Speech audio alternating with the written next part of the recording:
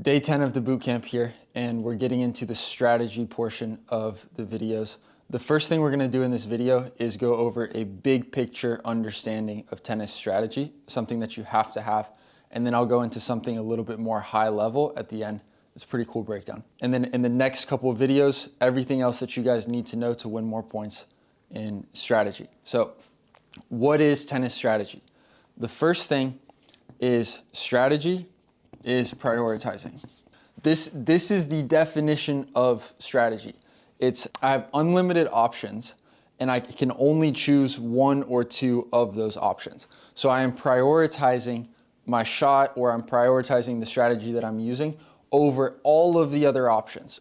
I'll give you an example. If I hit a drop shot, I'm choosing to drop shot instead of hitting topspin down the line, fast down the line, topspin cross court, slice angle. I'm choosing that drop shot down the line over everything else. So when I'm strategizing, I am prioritizing something over everything else. Good strategy means I'm prioritizing things that are going to help me win. That's it.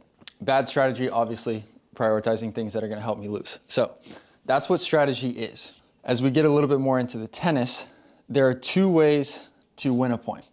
The first way to win a point is you hit a winning shot. This is a forced error. It's a winner. It's something that I hit that's just too good. The opponent can't get it. Number two is mistake from my opponent. Okay, so these are the two ways to win a point. And the two ways to lose a point are the opposite. My opponent hits a good winning shot, or I make a mistake, okay? So every single point in tennis comes down to these two things.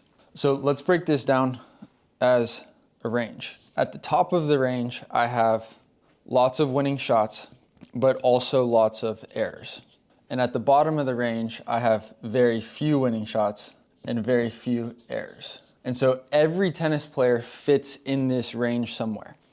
And what they're doing is they're taking the two ways to win a point, winning shot or mistake from opponent. Which one is your favorite? If a winning shot is your favorite, then you're going to live towards this side of the spectrum. If your favorite way to win a point is to watch your opponent miss and then break down and get angry and all that, then you're going to live on this side. These are our power players. These are our pushers. Okay, so in professional tennis, very few true pushers exist, if any. So all of them have figured out how to get on this side with the winning shots incorporated in the game. In junior tennis, we see a lot of players living on this side and just taking advantage of the fact that players are making too many errors. Let's break this down.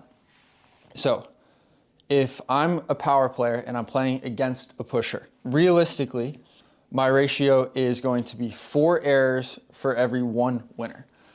And this number might even be higher. It could be 4, it could be 5, it could be 6. If you charted your match, or you go to a junior tournament and you chart the matches, it's almost guaranteed that this number is going to be higher than this one. They're going to make more errors than winners.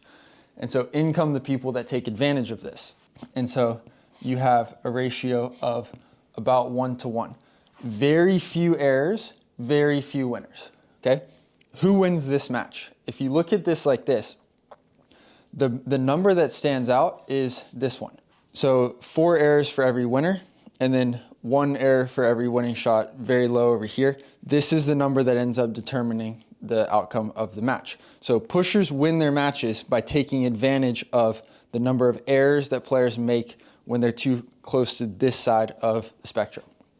So if I am this player, I have a couple options to win more points. I can take 4 down to 2 to 1. And so now I'm reducing the number of errors that I'm making. That's a positive change for me. But still, this is not enough. If he stays at 1 to 1 and I'm at 2 to 1, I'm still going to lose the match because my error number is the biggest one.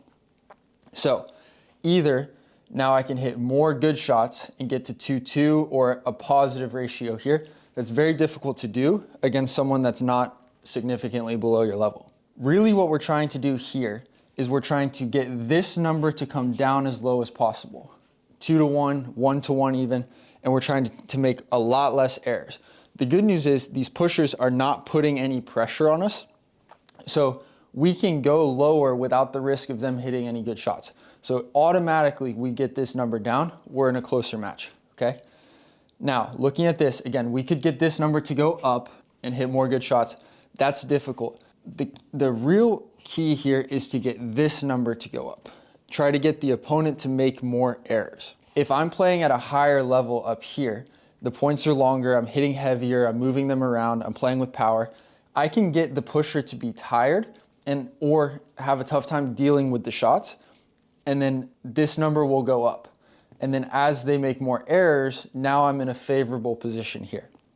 So if I'm the pusher, I'm trying to take advantage of errors from the opponent. If I'm the power player, I'm trying to reduce my errors and increase the impact of my good shots to get more winning shots and more errors from the pusher.